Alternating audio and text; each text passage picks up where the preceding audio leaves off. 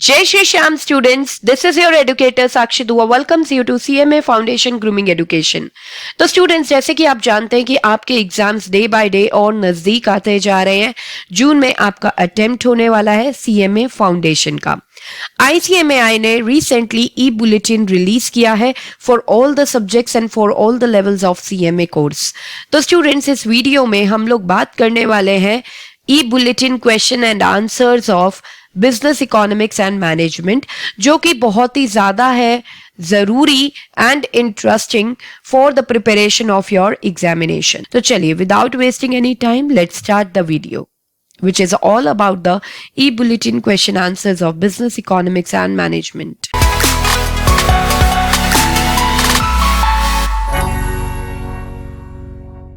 So here's the question number 1. Who was the proponent of the growth definition of economics? तो students यहाँ पर आपसे पूछा जा रहा है कि जो ग्रोथ डेफिनेशन है इकोनॉमिक्स की वो कौन से इकोनॉमिस्ट ने दी थी, कौन से इंडिविजुअल ने दी थी। That is who was the provider और you can say proponent of the growth definition of economics. तो चलिए ऑप्शंस देखते हैं। A lord John Maynard Keynes, B अब्बा P Samuelson, C Adam Smith, D none of the above. तो students we know that economics की बहुत सी definitions दी गई हैं बाय वेरियस पर्संस और इकोनॉमिस्ट, लाइक एडम स्मिथ ने दी थी वेल्थ डेफिनेशन, अल्फ्रेड मार्शल ने दी थी welfare definition of economics, right, and scarcity definition was given by Lionel Robbins, right. And अब अगर हम बात करें ग्रोथ डेफिनेशन की तो ये दी थी पॉल ए सैमुअल्सन ने। So B option is the correct option here. Moving on to question number 2, the market demand curve for a commodity can be derived from। तो क्वेश्चन में आपसे पूछा जा रहा है स्टूडेंट्स, जो मार्केट डिमांड कर्व होती है एक कमोडिटी की वो कैसे हम डिराइव कर सकते हैं, कैसे हम फॉर्म कर सकते हैं। A horizontal summation of individual demand curves, individual demand curves जो होती हैं कमोडिटी की उसका हॉरिजॉन्टल समेशन करके, बी वर्टिकल समेशन करके इंडिविजुअल डिमांड कर्व्स का, C cumulative summation of individual demand curves, individual demand curves का क्यूमुलेटिव समेशन करके, D none of the above, इनमें से कुछ भी नहीं। तो students we know that market demand curve जो होती है एक पर्टिकुलर कमोडिटी की वो हम कैलकुलेट करते हैं using the individual demand curves. Basically हम इंडिविजुअल डिमांड कर्व्स का हॉरिजॉन्टली समेशन करते हैं, okay, in order to get the market demand curve. So here A option is the correct option. Next students, we will talk about the question number 3. According to the marginal utility theory of demand, a consumer gains maximum utility when।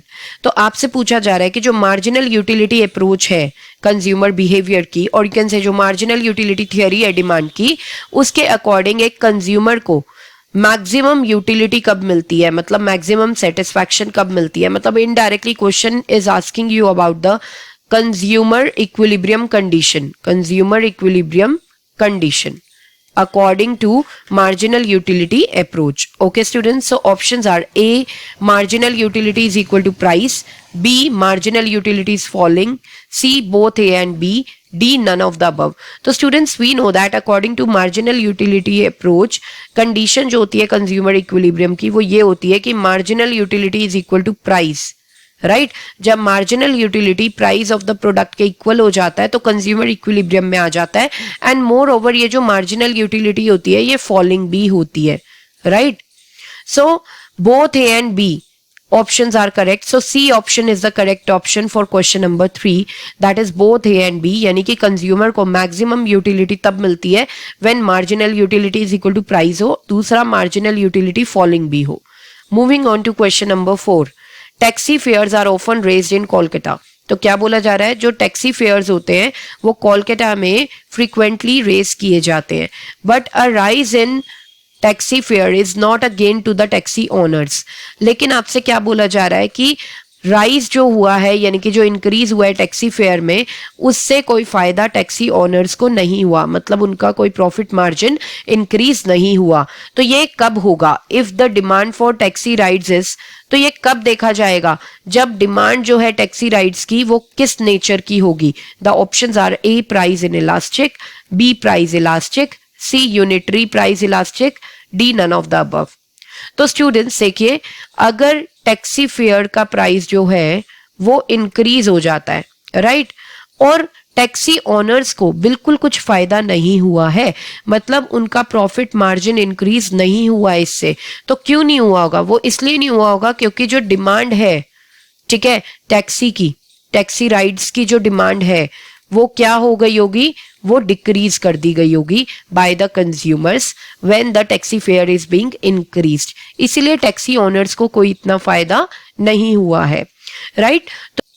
तो यानी कि price elastic के case में taxi owners को कोई फायदा नहीं होगा। प्राइस इलास्टिक का क्या मतलब होता है कि प्राइस इंक्रीज होने की वजह से डिमांड डिक्रीज हो जाए, या प्राइस डिक्रीज होने की वजह से डिमांड बहुत ज्यादा इंक्रीज हो जाए।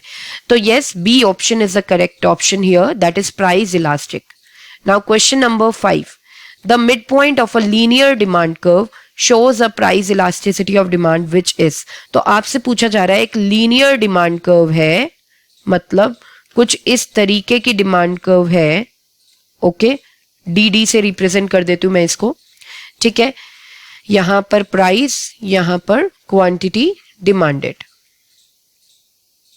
Okay students. तो आपसे पूछा जा रहा है एक लीनियर डिमांड कर्व है, ठीक है, उसका जो मिड पॉइंट है, मिड पॉइंट इसका यहां पर होगा, right, C is the mid point. तो मिड पॉइंट जो है वहां पर प्राइस इलास्टिसिटी ऑफ डिमांड कितनी है, इसका ईडी कितना है, प्राइस इलास्टिसिटी ऑफ डिमांड कितना है। देखिए स्टूडेंट्स, हमने पॉइंट मेथड किया था of calculating price elasticity of demand, right. Point method के अकॉर्डिंग हम किसी भी point of the demand curve पे प्राइस इलास्टिसिटी को कैलकुलेट कर सकते हैं। और कैसे? ED is equal to lower segment upon upper segment of the demand curve, right. तो students, since C is the mid point है तो मतलब ये और ये पोर्शन एक दूसरे से इक्वल है, राइट। तो इससे क्या मतलब होता है कि मिड पॉइंट है सी, और सी पॉइंट पर लोअर सेगमेंट और अपर सेगमेंट क्या है, इक्वल है डिमांड कर्व के। तो ईडी क्या होगा? इक्वल टू 1 होगा यहां पर। So unit elastic, C option is the correct option, that is unit elastic. Unit elastic का मतलब क्या होता है कि ईडी इज इक्वल टू 1 है। रिलेटिवली इलास्टिक क्यों नहीं है? रिलेटिवली इलास्टिक का मतलब होता है ED greater than 1, okay students. Relatively in elastic का मतलब है ईडी लेस देन 1, और कंप्लीटली इन इलास्टिक का मतलब है ED is equal to 0। So यहां पर ED would be equal to 1 क्योंकि मिड पॉइंट पर लोअर सेगमेंट और अपर सेगमेंट डिमांड कर्व्स के इक्वल हो जाते हैं, और हम ईडी निकालते हैं by dividing the lower segment with the upper segment, और दोनों ही इक्वल है। दैट्स व्हाई फ्रैक्शन का आंसर क्या आने वाला है? 1 आने वाला है, okay. So unit elastic, unit का मतलब भी होता है 1। So C option is the correct option. Now moving on to question number 6, when AP is falling then. आपसे पूछा जा रहा है अगर एपी यानी कि एवरेज प्रोडक्ट फॉल कर रहा है तो उस केस में क्या देखा जाएगा? The options are A, AP is equal to MP, जो एवरेज प्रोडक्ट है वो इक्वल है मार्जिनल प्रोडक्ट के। B, average product is less than marginal product, okay. And C, average product is greater than marginal product. D, none of the above, इनमें से कुछ भी नहीं। तो स्टूडेंट्स, इस टाइप के कुछ क्वेश्चंस आए तो आपको एक डायग्राम ड्रॉ कर लेना है लॉ ऑफ वेरिएबल प्रोपोर्शन का, है ना। क्वेश्चन कहां से है? लॉ ऑफ वेरिएबल प्रोपोर्शन से है। उसमें 3 स्टेजेस होती हैं, stage 1, stage 2 and stage 3, right. तो स्टेज 1 में हम देखते हैं एमपी कुछ इस तरीके से होता है, राइट, इस तरीके से, राइट। और एपी कैसा होता है? एपी इस तरीके से होता है, पहले इंक्रीज करता है, सेकेंड स्टेज में एमपी को कट करेगा और उसके बाद क्या हो जाएगा? डिक्रीज हो जाएगा, right students. And also we know that अगर हम एवरेज और मार्जिनल को कंसीडर करें तो मार्जिनल में फास्टर चेंजेस आते हैं। तो आप यहां पे देखिए एपी यहां पर फॉल होना शुरू हुआ है इस पोर्शन पे, राइट। एपी जब फॉल हो रहा है तो एमपी भी क्या हो रहा है? फॉल हो रहा है, राइट। और स्टूडेंट्स, मैंने आपको अभी बताया कि जब भी एवरेज और मार्जिनल में चेंजेस आते हैं, मार्जिनल में चेंजेस क्विकली आते हैं। तो जब एपी फॉल कर रहा है, एमपी भी फॉल कर रहा है, लेकिन MP falls quickly than AP, right. तो ये जल्दी फॉल कर जाता है एपी से, तो इसलिए MP is less then AP होगा, ओके स्टूडेंट्स। और यू कैन से AP is greater then MP, okay. So C option is the correct option here, that when AP is falling then AP is greater than MP. Next question number 7, when TP is maximum। तो अब यहां पे बात हो रही है total product की कि जब टोटल प्रोडक्ट मैक्सिमम होता है then एमपी क्या होता है, एमपी की वैल्यू क्या होती है जब टोटल प्रोडक्ट मैक्सिमम होता है? The options are A MP is 0, B MP is less than 0, C MP is greater than 0, D none of the above, इनमें से कोई भी नहीं। तो स्टूडेंट्स हम यहाँ पे एक डायग्राम बनाएंगे लॉ ऑफ वेरिएबल प्रोपोर्शन का। तो 3 स्टेजेस बना लेंगे, स्टेज 1, स्टेज 2, स्टेज 3। एमपी पहले बना लेते हैं, एमपी ये रहा, राइट। एंड टीपी कुछ इस तरीके से होता है, पहले इंक्रीज करता है इंक्रीजिंग रेट से, सेकेंड स्टेज में भी इंक्रीज करता है बट बहुत ज्यादा इंक्रीज नहीं करता, एंड थर्ड स्टेज में डिक्रीज हो जाता है टीपी, राइट। तो आप देखिए टीपी कहां पर है मैक्सिमम, टीपी यहां पर है मैक्सिमम, राइट। और यहां पर एमपी क्या है, और यहां पर एमपी कट कर रहा है एक्स एक्सिस को, राइट। तो यहां पर एमपी क्या है, 0 है, ठीक है। So A option is the correct option, that is MP is equal to 0. So when TP is maximum, then MP is 0. Next question number 8. The law of diminishing returns to scale operates in the law of diminishing returns to scale की बात हो रही है students. So it is a part of returns to scale which is a production law of long run, right? Law of diminishing returns to scale में क्या देखा जा रहा है? It is a stage of returns to scale जिसमें ये देखा जाता है कि अगर इनपुट्स को इंक्रीज किया गया है बाय 10%, तो जो आउटपुट है वो इंक्रीज तो हुआ है लेकिन वो लेस देन 10% से इंक्रीज हुआ है। मतलब यहां पर ये देखा जाता है कि increase in input is greater than increase in output, और you can say increase in output is less than increase in inputs. तो ये लॉन्ग रन का लॉ है। So C option is the correct option, that is long run. Moving on to question number 9, the necessary condition of profit maximization for a perfectly competitive firm is। तो आपसे क्या पूछा जा रहा है कि perfectly competitive firm की equilibrium condition क्या होती है? Profit maximization कहां पर होगा? जहां पर equilibrium होगा। तो students we know that perfectly competitive firm की equilibrium condition होती है when the price is equal to marginal cost, right? So B option is the correct option, price is equal to marginal cost। Next question number 10, in which market form, कौन सी market form में ये देखा जाता है that there is no distinction between the firm and the industry. तो कहने का मतलब है आपसे क्वेश्चन इनडायरेक्टली ये पूछ रहा है कि ऐसी कौन सी मार्केट फॉर्म है जहां पर फर्म और इंडस्ट्री में कोई डिफरेंस नहीं है, यानी कि firm is equal to industry है। तो students we know that monopoly market में there is only one seller और you can say one firm, right. तो इसी मार्केट में देखा जाता है कि पूरी की पूरी फर्म इंडस्ट्री के ही इक्वल है क्योंकि सिर्फ एक सिंगल सेलर होता है। So C option is the correct option. So under monopoly there is no distinction between the firm and the industry. Next question number 11, the components of micro business environment are. तो students micro business environment में वो वाले factors आ जाते हैं which affect the individual businesses, not the entire industry, okay, not the entire economy also. So factors that affect the individual businesses, okay, that are being included in micro business environment. So components यानी कि आपसे पूछा जा रहा है elements क्या है micro business environment के। तो आइए देखते हैं ऑप्शंस में, A firms and consumers, B market and competitors, C organisation, D all of the above. देखिए स्टूडेंट्स ये जो फर्म्स एंड कंज्यूमर्स हैं, मार्केट एंड कॉम्पिटिटर्स हैं और ऑर्गेनाइजेशन है, ये सारे के सारे फैक्टर्स ऐसे हैं जो इंडिविजुअल बिजनेसेस को अफेक्ट करेंगे, पूरी इंडस्ट्री को अफेक्ट नहीं करेंगे, पूरी इकोनॉमी को अफेक्ट नहीं करेंगे।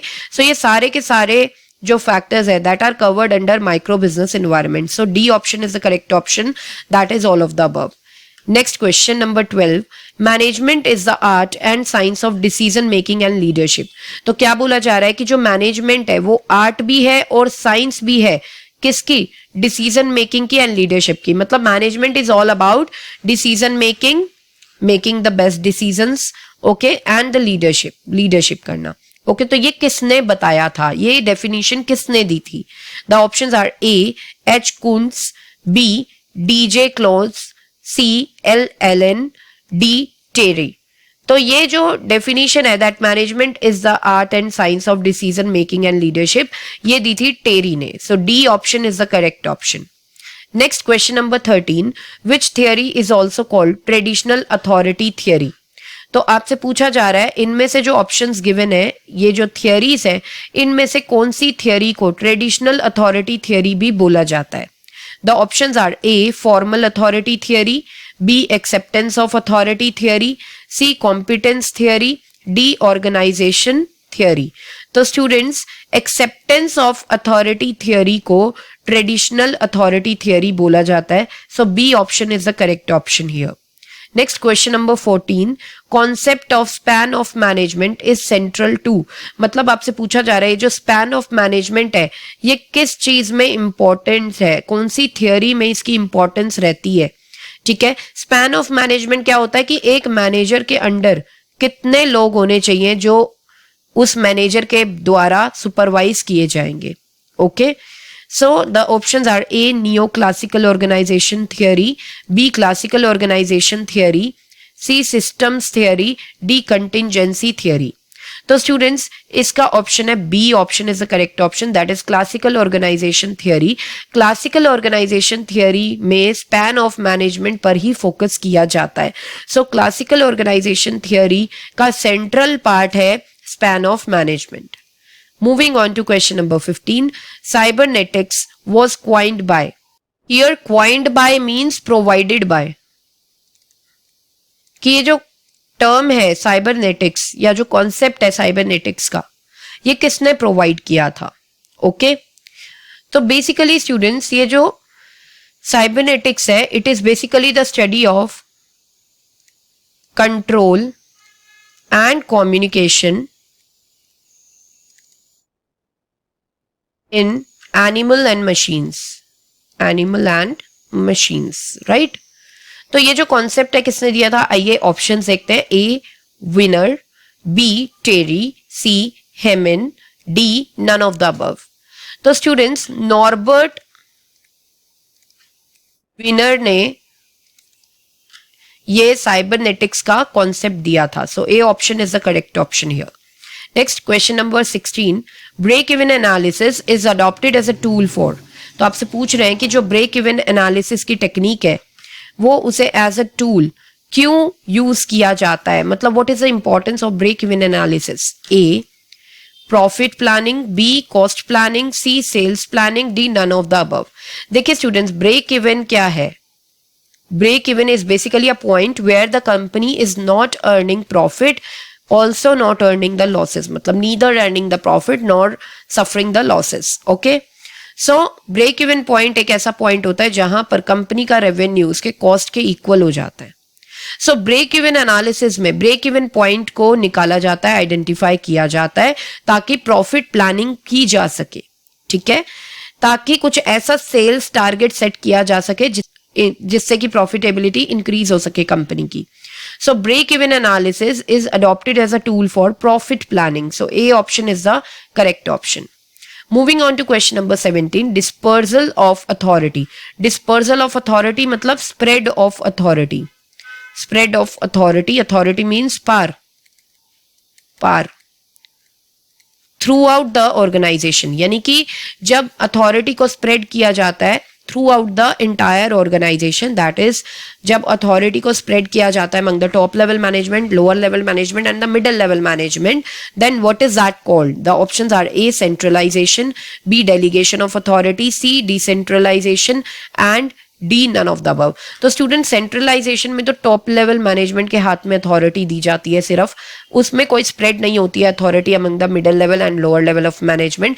डेलीगेशन ऑफ अथॉरिटी में जो पावर होती है वो डिवाइड की जाती है among the superior and subordinate only, superior and subordinate only. Okay, and decentralization is the correct one.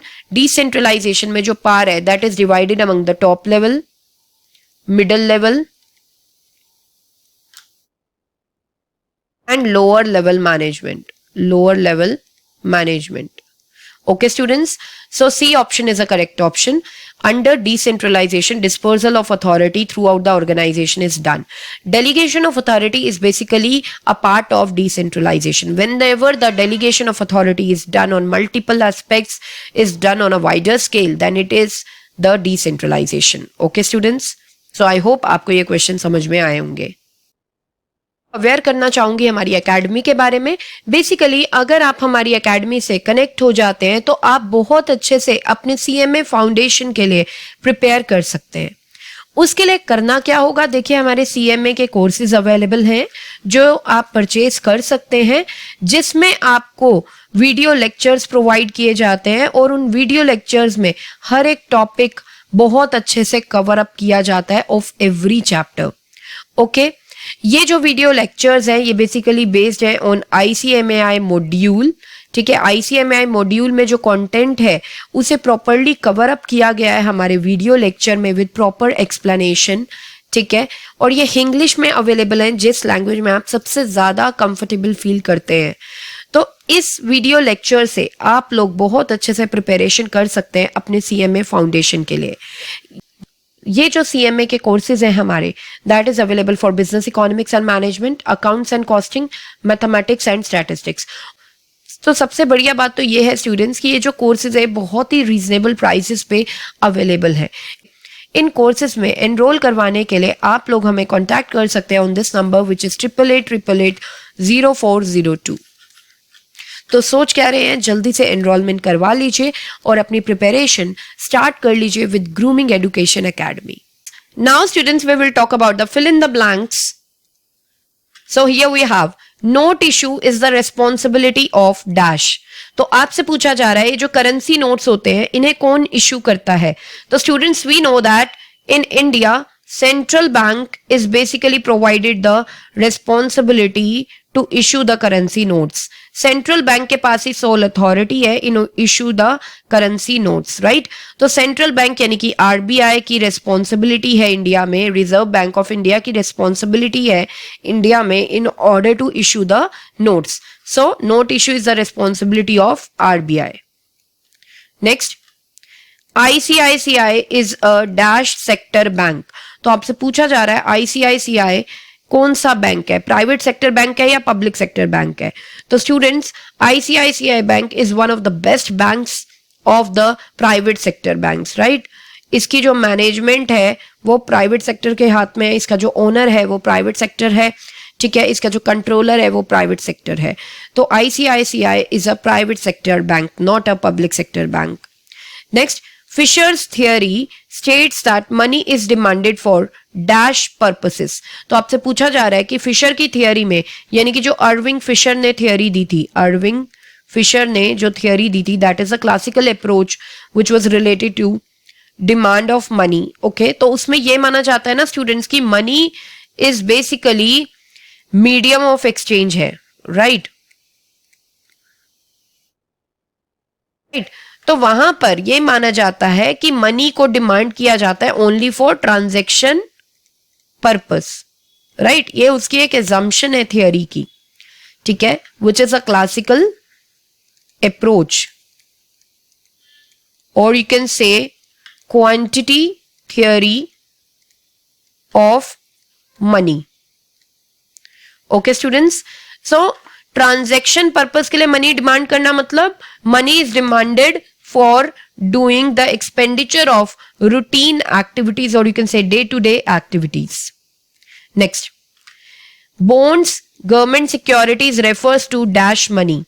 तो ये जो bonds हैं और government securities हैं इन्हें कौन सी मनी बोलते हैं, कौन सा टाइप ऑफ मनी इन्हें बोला जाता है। तो स्टूडेंट्स बेसिकली इन्हें नियर मनी बोला जाता है ना। नियर मनी वो वाली सिक्योरिटीज होती है जिन्हें हम बहुत जल्दी बेच सकते हैं और उससे हम जल्दी से पैसे में कन्वर्ट कर सकते हैं, right. So bonds and government securities को नियर मनी इसीलिए बोला जाता है क्योंकि bonds and government securities can very quickly be sold and can be converted into cash.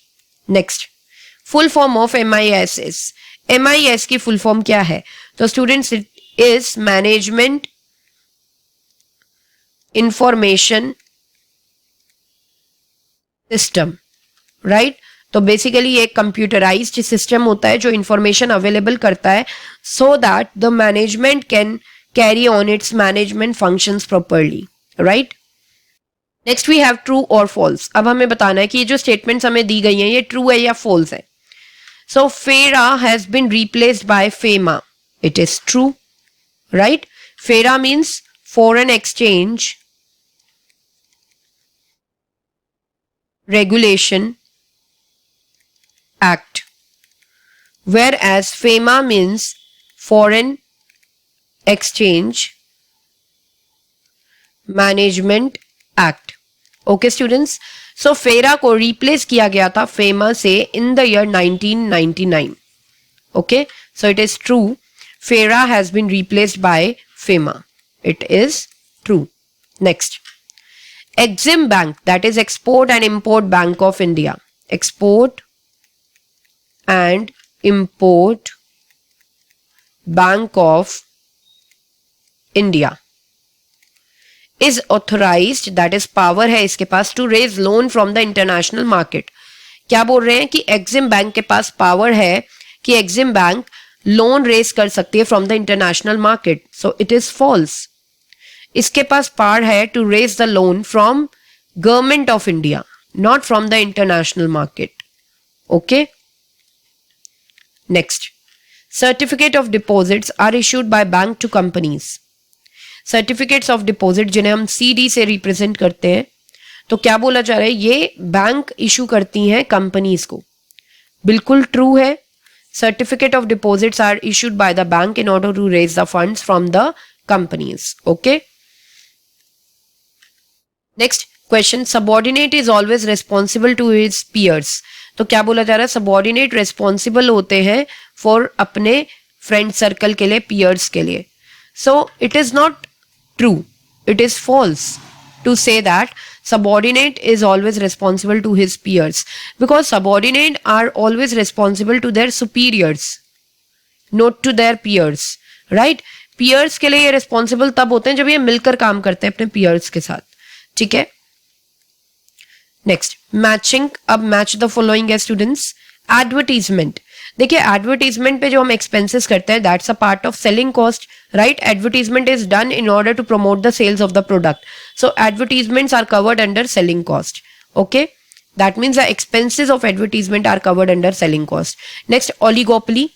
Oligopoly एक मार्केट है जिसमें फ्यू फर्म्स होती हैं और वो फ्यू फर्म्स एक दूसरे पे इंटरडिपेंडेंट होती हैं, राइट? सो ओलिगोपोली इंटरडिपेंडेंस से रिलेटेड है यहाँ पे.